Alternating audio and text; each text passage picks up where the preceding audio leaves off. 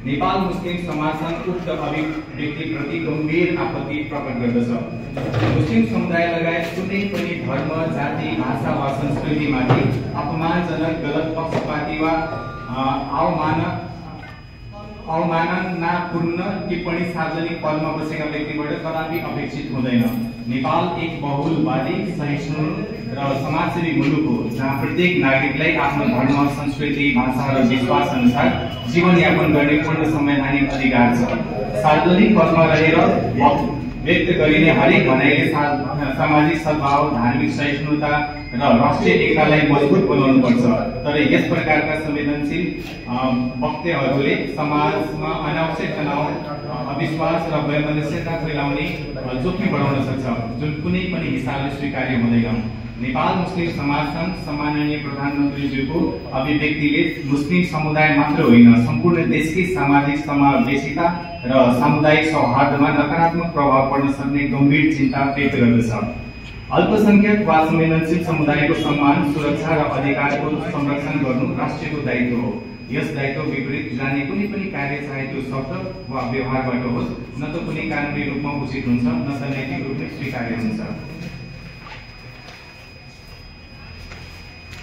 नेपाल मुस्लिम समाज संघ सम्माननीय प्रधानमन्त्रीज्यूको अभिव्यक्तिले मुस्लिम समुदाय मात्र होइन, सम्पूर्ण देशकै सामाजिक समावेशिता र सामुदायिक सौहार्दमा नकारात्मक प्रभाव पार्न सक्ने गम्भीर चिन्ता व्यक्त गर्दछ। अल्पसंख्यक वा संवेदनशील समुदायको सम्मान, सुरक्षा र अधिकारको संरक्षण गर्नु राष्ट्रको दायित्व हो।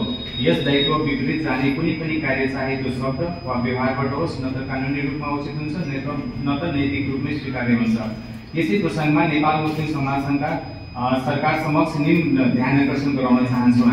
हाम्रा मागहरू सम्माननीय प्रधानमन्त्रीज्यूबाट उक्त अभिव्यक्तिबारे स्पष्टीकरण जारी गरियोस्।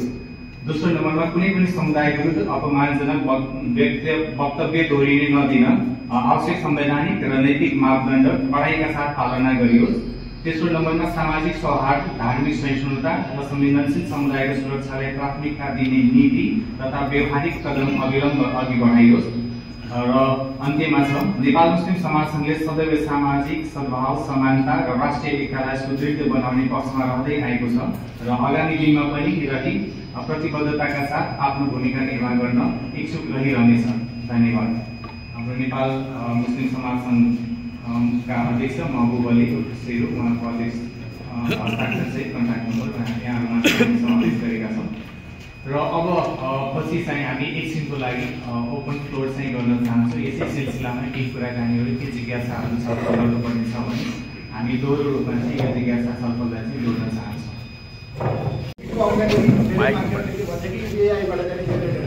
त्यसैले एआईको त्यहाँ चाहिँ हामीले कुरा राख्दाखेरि स्पष्ट हामीले गर्नु यो चाहिने हामीले बुझेसम्म चाहिने यो उहाँले भनेको कुरा हो।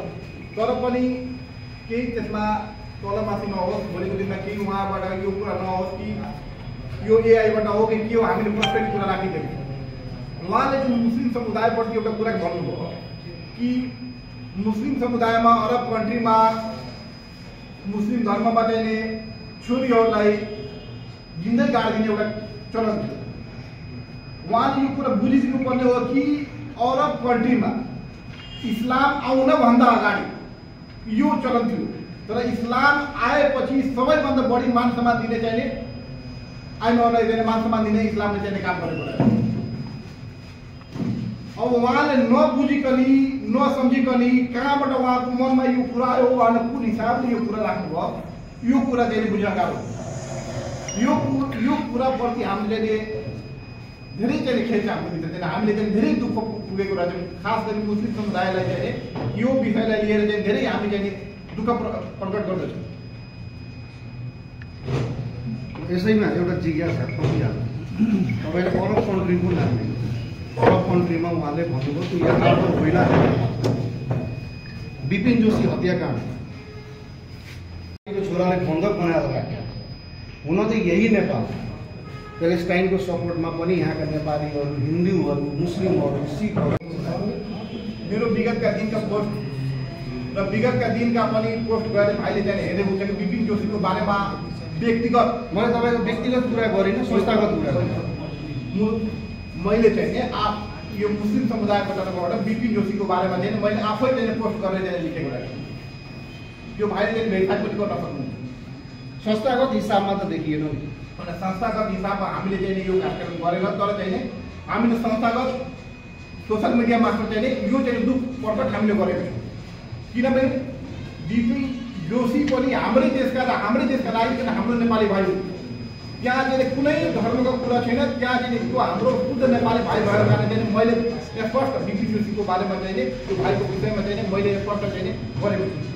हमासले बन्दक बनाएर 10 दिनपछि उसलाई मारेकै हो भनेर पुष्टि पनि बिबिसी लगायतले अन्य संस्थाहरूले गर्यो। त्यसपछि पनि बोल्नु भएन नि तपाईँ। होइन, त्यो त दुःखद कुरा हो। मैले राख्ने कुराहरू चाहिँ मैले राखेको छु।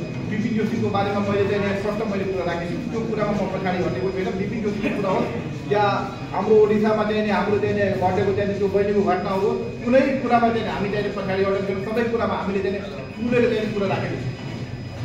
अनि जनसङ्ख्याको जुन काठमाडौँमा प्रेस विज्ञप्ति भएको छ 40 लाख मुस्लिम जनसङ्ख्या छ भनेर, त्यो विषयमा हजुरको के जानकारी? उहाँको व्यक्तिगत जानकारी प्रेसमा कुनै के अरे संवादको उहाँले त्यो सम्बोधनै गर्नुभएको अब उहाँको व्यक्तिगत जानकारी यसो छ के छ भने उहाँले 40 लाख त्यसमा हाम्रो आपत्ति पनि छैन, समर्थन पनि छैन। यो राज्यको काम हो कि यो देशमा मुस्लिमहरूको डाटा एनालिटिक्स कति हो त्यो राज्यले सार्वजनिक गर्छ। मैले भन्दैमा राज्यले मान्ने होइन, स्पष्ट छ।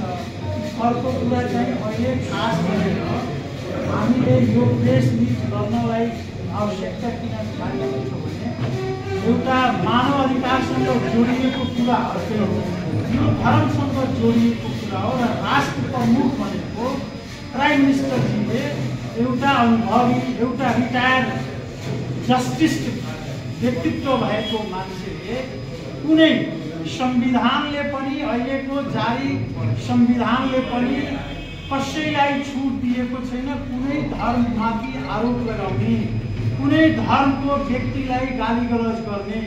त्यसले गर्दाखेरि हामी देशभरिकै मुस्लिमहरू अहिले दुखित अवस्थामा छौँ, किनभने कुनै धर्मको बारेमा ज्ञान नभएको व्यक्तिले संविधान विपरीत, गैर कानुन विपरीत, त्यो कसैको आस्थामाथि आँच आउने गरी वक्तव्य दिनु हुँदैन। यो गलत हो। त्यसले गर्दाखेरि प्रधानमन्त्रीजीलाई तपाईहरू मार्फत हामीले के सन्देश दिन चाहेको भने उहाँले गलत, उहाँको अभिव्यक्ति गलत हो। उहाँको अभिव्यक्तिले पहिचानवादी सम्पूर्ण मात्र हाम्रो होइन, यो देशमा जति पहिचानका कुरा गरिराखेका व्यक्तिहरू हुन्छन् सबैको आस्थामाथि आघात पुगेको छ। त्यसले गर्दाखेरि हामी संयमताका साथ यो देशको हामी नागरिक हो, यो देशमा हामीलाई बाँच्नलाई अधिकार नेपालको संविधान दिएको छ, मौलिक अधिकार छ हाम्रो। हामी कसैलाई दुख दिन चाहेको होइन, हाम्रो वक्तव्यलाई अन्यथा नलियोस्। त्यसले गर्दाखेरि आज हामीले सौहार्दपूर्ण वातावरणमा यो प्रेस मिट गरिराखेका छौँ। उहाँको वक्तव्य सारा मिडियाले हेरेका छन्। उहाँले के स्पष्ट भन्नुभएका छन् भने मुस्लिम धर्ममा उहाँ जिउँदै महिलाहरूलाई गाड्ने गरिएको छ। त्यसपछि उहाँले ट्विस्ट थर्ड कन्ट्रीको नाम दिनुभएको छ भन्दाखेरि कुनै यो संसार उत्पन्न हुँदाखेरि सती प्रथा हाम्रो धर्ममा कहिले आएको छैन। हामीले चाहिँ हाम्रो समाजमा महिलाहरूलाई अहिले पनि हेर्नु भइरहेछ, यही देशको मन्त्री बन्ने खालको हाम्रो करिना बेगम हुनुहुन्छ, यो मुस्लिम होइन। तपाईँको अगाडि 3 जना हाम्रो छोरी बेटी बस्नुभएका छन्, के महिला होइन? उहाँले एउटा कुरा के खेदजनक भन्नुभयो भने बुर्काको मेरो के आग्रह छ भने यो सम्पूर्ण नागरिक, सम्पूर्ण मिडियाका साथीहरूलाई आफ्नो धर्म अनुसार बाँच्न पाउने कि नपाउने, मेरो छोरीको अधिकार छ बुर्का लगाउने नलगाउने, उहाँको अधिकार, मेरो अधिकार होइन। अहिले हाम्रो छोरीहरू पनि डाक्टर बनिराखेका छन्, इन्जिनियर बनिराखेका छन्, वकिल बनिराखेका छन्। के यो शिक्षा